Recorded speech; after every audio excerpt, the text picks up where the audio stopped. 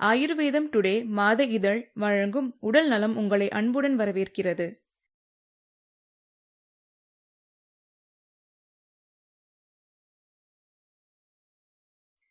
இன்று கருப்பையை தாக்கும் PCOD அல்லது PCOS நோய் எனும் பாலிசிஸ்டிக் ஓவேரியன் சிண்ட்ரோம் பற்றி பார்க்கலாம். கருப்பை விரிவாகி வெளிப்பகுதியில் சிறு கட்டிகள் தோன்றுவதைத்தான் PCOS நோய் என்கிறோம். உலகில் 4 ஒரு பெண்ணுக்கு PCOS எனப்படும் பாலிசிஸ்டிக் ஓவேரியன் சிண்ட்ரோம் இருப்பதாக மருத்துவர்கள் கூறுகிறார்கள். நம் நாட்டில் 3 ஒரு பெண்ணுக்கு இந்நோய் ஏற்படுகிறது. இதனால் அவர்களுக்கு குழந்தையின்மை பிரச்சனை ஏற்படுகிறது. பெண்களின் செக்ஸ் ஹார்மோனாக உள்ள ஈஸ்ட்ரோஜனும் புரோஜெஸ்ட்ரோஜனும் சமநிலையற்று இருப்பதால் இந்நோய் ஏற்படுகிறது.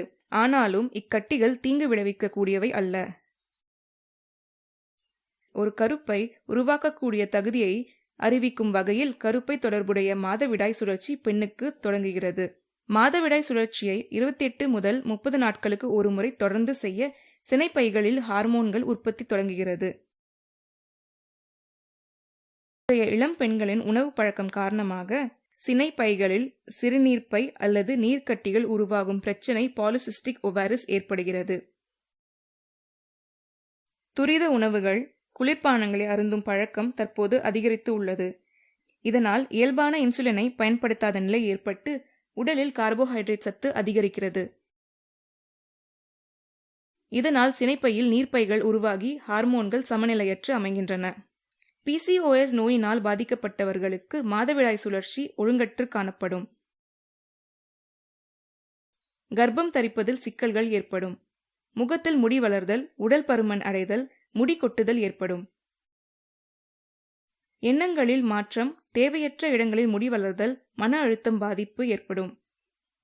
இந்நோயினால் பாதிப்பு அடைந்தவர்களிடம் ஆண் ஹார்மோனான ஆண்ட்ரோஜன் உற்பத்தி சிறிதளவு காணப்படும்.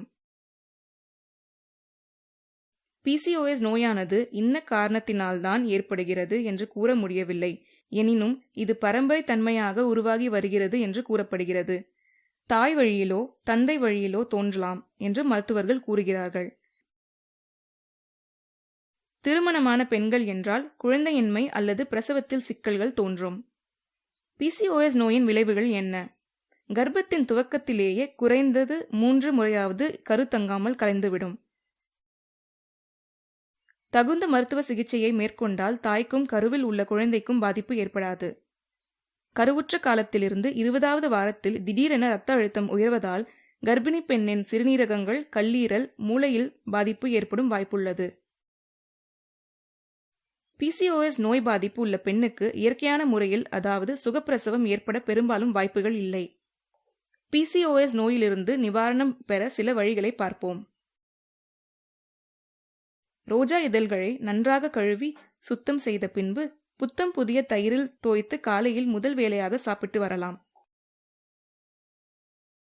உங்கள் உணவு பட்டியலில் தினசரி குறைந்தபட்சம் 1 மேஜைக்கரண்டி ஆளி விதை, அதாவது ஃபிளாக்ஸ் சீட்ஸை சாப்பிடலாம். இலவங்க பட்டையை பொடி செய்து உட்கொண்டு வரலாம். இதன் மூலம் இரத்த சர்க்கரை அளவை ஒழுங்குபடுத்த இயலும். சீரான உடல் எடையை பராமரிக்க இயலும். பதப்படுத்தப்பட்ட டின், பிளாஸ்டிக் டப்பாக்களில் அடைக்கப்பட்ட உணவுப் பொருட்களை தவிர்த்து விடுவது நல்லது. உடல் எடையை குறைக்க வேண்டும். நடைப்பயிற்சி, மெல்லிய ஓட்டம், எளிய உடற்பயிற்சி செய்து வர உடல் பருமன் குறையும். எங்களது இந்த பதிவு பிடிச்சிருந்தா லைக் பண்ணுங்க. இது பிறருக்கு பயன்படணும்னா ஷேர் பண்ணுங்க. எங்களோட பதிவுகளை மேலும் பெற விரும்பினா சப்ஸ்கிரைப் பண்ணுங்க. நன்றி.